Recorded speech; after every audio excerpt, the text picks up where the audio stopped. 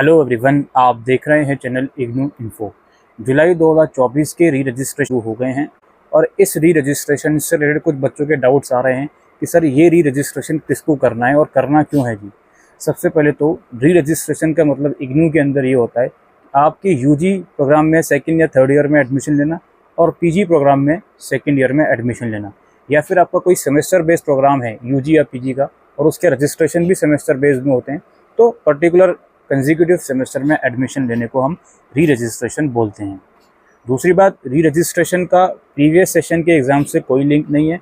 इग्नू में कोई भी ईयर बैक की पॉलिसी नहीं है। अगर आप किसी ईयर के एग्ज़ाम नहीं दे पाए या फेल हो गए तो वो आप अपने नेक्स्ट ईयर के साथ कंटिन्यू कर सकते हो। कंडीशन ये है कि नेक्स्ट ईयर का जो री रजिस्ट्रेशन है वो टाइम पर आपने किया हुआ होना चाहिए। अब री रजिस्ट्रेशन के प्रोसेस के ऊपर तो हमने डिटेल वीडियो ऑलरेडी बना दी है।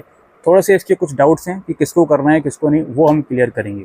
सबसे पहले तो अगर आप री रजिस्ट्रेशन करने जा रहे हो, वहाँ पर किसी भी तरह का एरर आ रहा है तो थोड़ा सा वेट कर लें, ठीक है, कुछ दिन के बाद री रजिस्ट्रेशन कर लें। दूसरी बात यह है कि सर हमारे एग्ज़ाम नहीं हुए, क्या हम अभी कर लें री रजिस्ट्रेशन या एग्ज़ाम के बाद कर लें।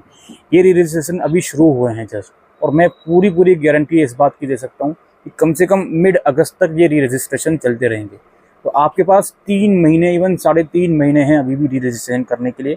एग्ज़ाम्स के बाद भी अगर आप करोगे तो भी कोई टेंशन वाली बात नहीं है, कर सकते हो, बिल्कुल आप रिलैक्स रहिए। अभी कर लोगे कोई दिक्कत नहीं है, एग्ज़ाम्स के बाद कर लोगे तो भी कोई दिक्कत नहीं है, एक ही बात है जी। समझ में आ गई। दूसरी बात, फ़ीस का काफ़ी बच्चे पूछ रहे थे। जितनी फ़ीस आपकी फर्स्ट ईयर में गई थी उतनी ही फ़ीस आपकी सेकेंड ईयर में, या अगर आप थर्ड ईयर का कर रहे हो तो उतनी ही फ़ीस जाएगी।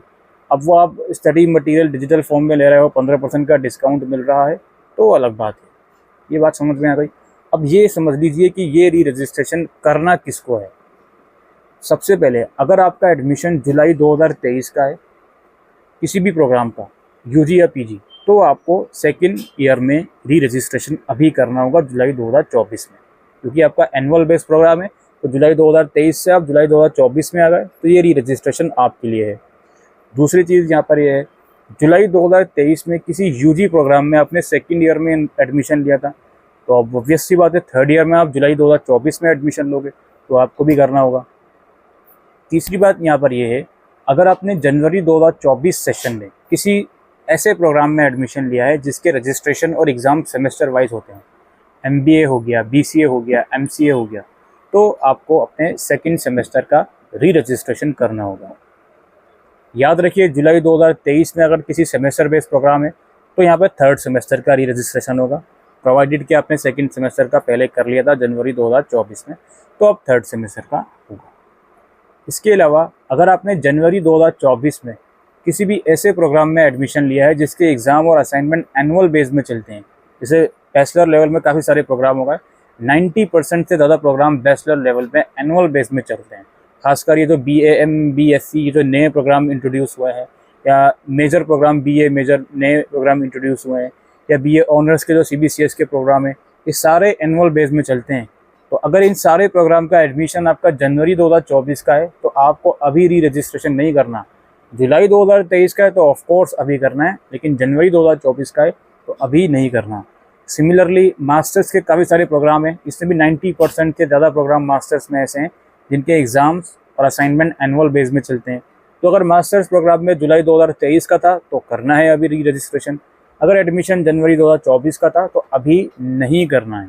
क्लियर हो गई बात। अब लास्टली एक और चीज़ है, जिन बच्चों को जनवरी 2024 में री रजिस्ट्रेशन करना था, जिनका एडमिशन जनवरी 2023 का था और उनको री रजिस्ट्रेशन जनवरी 2024 में करना था बट किसी कारण से वो नहीं कर पाए, तो अब आप इस सेशन में री रजिस्ट्रेशन कर सकते हो। आप अपने समर्थ पोर्टल से जाकर री रजिस्ट्रेशन कर सकते हो।